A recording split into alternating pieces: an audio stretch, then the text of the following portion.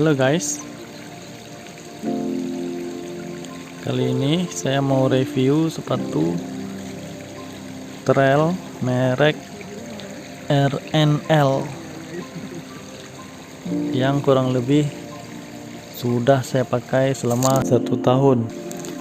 Dulu pernah saya review juga pada saat pertama pembelian, masih ada di video channel YouTube saya.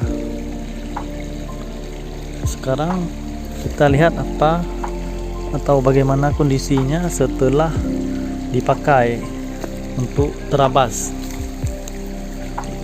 Yang jelas nih kulit-kulitnya sudah terkelupas. Kulit sudah terkelupas.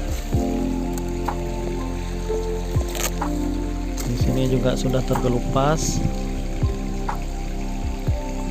Ini banyak lecet-lecet akibat terkena kayu ataupun batu dan benda-benda padat lainnya. Ini kita lihat solnya sudah terlepas juga guys. Nah, sudah minta makan ya. Ini sudah minta makan ya. Tinggal kita suap aja makanannya. Maklum lah ya, sudah setahun. Ini juga sepatu ini termasuk kategori sepatu murah. Dulu saya beli kalau nggak salah sekitar 600-an ya, 600-an ribu.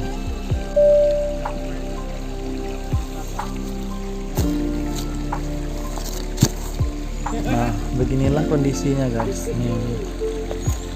Yang sebelah lagi juga seperti itu, sudah banyak terkelupas,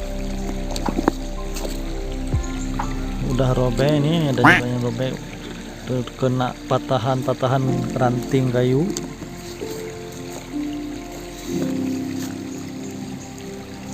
Kalau dari segi pengaitnya semua masih utuh, tidak ada yang putus pengaitnya ini. Cuman lecet sedikit di sana dan di sini akibat pemakaian. Jadi intinya sepatu ini murah, tapi lumayan lah bisa dipakai untuk terabas bagi berkantong pas-pasan atau terabas mahasiswa istilahnya ya. Nih. Beginilah kondisinya sepatu pemakaian terabas. Oke guys, telapaknya jelas aus dia. Telapaknya aus.